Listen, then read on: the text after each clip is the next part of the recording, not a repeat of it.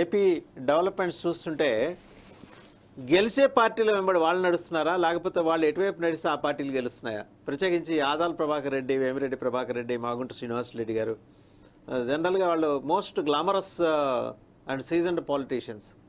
గెలుపు గాలి ఎటు వీస్తుంటే వాళ్ళు అటు ఉంటారని ఒక ప్రచారం, లేదు వాళ్ళు ఎటుంటే గెలుపు గాలి అటు వీస్తుందని ఇంకో ప్రచారం. మొత్తానికి ఈ రెండిట్లో ఏమో కానీ వైసీపీ చాలా వరీడ్ స్టేట్లో ఉంది ఏపీలో. ఏమంటారు డివి శ్రీనివాస్ గారు? ముందుగా ఫోర్ సైడ్స్ వ్యూయర్స్ కు, మీకు ప్యానల్ మిత్రులకు అందరికీ కూడా గుడ్ ఈవినింగ్. నీరు పల్ల మెరుగు, నిజం దేవుడెరుగా. దేవుడెవరు ఇక్కడ? ప్రజలే కాబట్టి ఇక ప్రజలకే తెలియాల. ఇప్పుడు ఏంటంటే మనం చూస్తున్నాం స్పష్టంగా, ఏది నెల్లూరులో ప్రారంభమైనటువంటి ముసలం ఇప్పుడు ఈ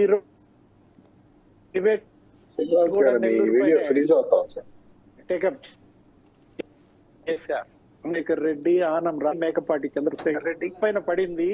వైసీపీ నుంచి వీళ్ళని సస్పెండ్ చేయటం, అక్కడ ప్రారంభమైనటువంటి ముసలం మొత్తం ఆంధ్రప్రదేశ్ రాష్ట్రం మొత్తం విస్తరించింది. ప్రకాశం, గుంటూరు, ఉత్తరాంధ్ర ఇటు పైకి కొట్టింది, కిందకి రాయలసీమకు కూడా కొడుతోంది అనమాట. అంటే ఇప్పుడు జగన్మోహన్ రెడ్డి ఆయన ఎవరు ఇంకా వేరే ఓడించవసరం లేదు. జగన్మోహన్ రెడ్డి తనను ఓడించే అవకాశం కూడా ఇతరులకు ఇచ్చేటట్టుగా లేరు.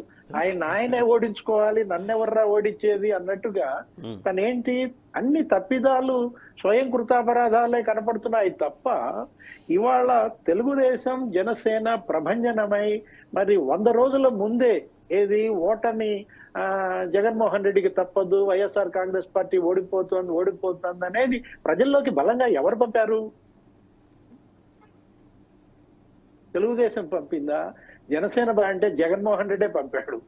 ఒక రకంగా ఆయన ఏంటంటే ఈ అభ్యర్థులందరినీ మార్చటం. ఇప్పుడు 7 జాబితాలు ఇచ్చారు. 7 జాబితాల్లో ఒక 70 మంది అటు ఇటు మనం చూసాం ఏ విధంగా ఇదవుతుందో. ఎందుకు ఆయనంతా తలబద్దలు కొట్టుకుంటున్నాడు? ఎందుకు అలా అభ్యర్థులను మార్చాల్సి వచ్చింది అంటే జగన్మోహన్ రెడ్డి తన ఓటమిని తనే మొదట గుర్తించాడా? అందుకే ఈ మార్పులు చేర్పుల మనం దేశ చరిత్రలో చూసాం. అనేక రాజకీయ పార్టీలు, అనేక ఎన్నికలు మీరు చూశారు కదా. ఏ ఎన్నికల్లో అయినా, ఏ అధికార పార్టీ అయినా ఇంతగా షఫ్లింగ్, ఇంతగా అభ్యర్థులను మార్చేయటం ఏది? అసలు టికెట్ అనౌన్స్ చేసిన తర్వాత మాకు మీ టికెట్ వద్దు, మీరు వద్దు అని వెళ్ళిపోవటాన్ని ఎలా చూస్తాం? ఇప్పుడు 7 జాబితాల్లో 70 మంది ఎమ్మెల్యేలు, మరి దగ్గర 14 మంది ఎంపీలు అటు ఇటు చేస్తున్న సందర్భంలో ఎమ్మెల్యేలను ఎంపీలుగా వెళ్ళమంటాం. వాళ్ళేమో వద్దని కాడి కింద పడేయటం మనం చూసాం. కర్నూలు సంజీవ్ కుమార్ బీసీ ఎమ్మెల్యే, ఆయన స్పష్టంగా చెప్పాడు ఏమని? 4.5 ఏళ్లలో నాకు ముఖ్యమంత్రి అపాయింట్మెంట్ 2 సార్లను ఏదో అన్నాడు. ఆది మూలం ఏది సత్యవేడు ఎమ్మెల్యే, ఆయన ఎంపీ టికెట్ ఇచ్చారు, టికెట్ కింద పడేశాడు, నాకొద్దు అని చెప్పి లోకేష్ బాబునో ఎవరినో కలిసినట్టుగా చూసాం. శ్రీకృష్ణదేవరాయలు నరసరావుపేట ఎంపీ, ఏం పరిస్థితి? ఎక్కడున్నాడు ఇప్పుడు? ఆయన తెలుగుదేశం పార్టీలోకి వెళ్ళిపోతున్నాడు. ఇప్పుడు మీరు చెప్పింది వేమిరెడ్డి ప్రభాకర్ రెడ్డి. ఎవరు వేమిరెడ్డి ప్రభాకర్ రెడ్డి? నిన్నటి దాకా సమన్వయకర్త. ఏది ఈ రాష్ట్రాన్ని ఒక 5-6 సమన్వయకర్తలుగా ఇచ్చినప్పుడు రీజనల్ కోఆర్డినేటర్స్ లో సజ్జల రామకృష్ణారెడ్డి, విజయసాయి రెడ్డి వీళ్ళల్లో ఆయన కూడా ఒక వ్యక్తి. అలాంటి వ్యక్తి రాజ్యసభ సభ్యులు ఆయన ఏం చేశారు? ఇవాళ మరి తెలుగుదేశం వైపు వెళ్ళిపోతున్నారు అంటే ఈ పరిస్థితి జగన్మోహన్ రెడ్డి ఎందుకు తెచ్చుకున్నాడు? ఇది ఎందుకు వచ్చింది? ఢిల్లీ వెళ్ళారు ముఖ్యమంత్రి జగన్మోహన్ రెడ్డి గారు.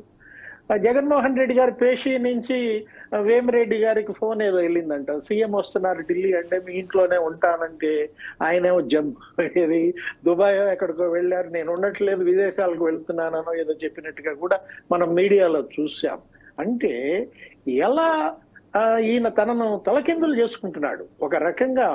మొన్న ఒక షో చూసాం మనం, ఏదో అది బిగ్ బాస్ ఏదో ఉల్టా పుల్టా, దాని పేరే ఉల్టా పుల్టా అంట. అంటే ఏంటి? తలకిందులు. ఇది అలా కనపడుతోంది. ఆంధ్రప్రదేశ్ తలకిందులు చేసేసాడు జగన్మోహన్ రెడ్డి. సరే, రాష్ట్రాన్ని తలకిందులు చేసుకున్నాడా, అభివృద్ధిని తలకిందులు చేసుకున్నాడా, వెల్ఫేర్ తలకిందులు అయిందా, అది తీసి పక్కన పెట్టండి. అసలు ఆయన పార్టీనే తలకిందులు చేస్తున్నాడు.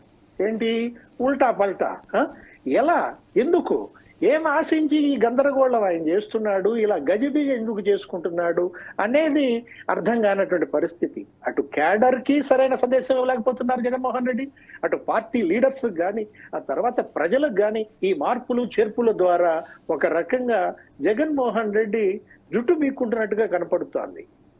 ఎందుకు ఈ పరిస్థితి ఏంటి అంటే తన ఫెయిల్యూర్స్ ఇవాళ తనను చుట్టుముట్టాయని జగన్మోహన్ రెడ్డి గ్రహించాడా, అంటే ఓటమి తప్పదు అనేటటువంటి భయం జగన్మోహన్ రెడ్డిలో వచ్చిందా? అలా భయం లేకపోతే ఇలా సిట్టింగుల్ని మార్చాల్సిన అవసరం ఏంటి?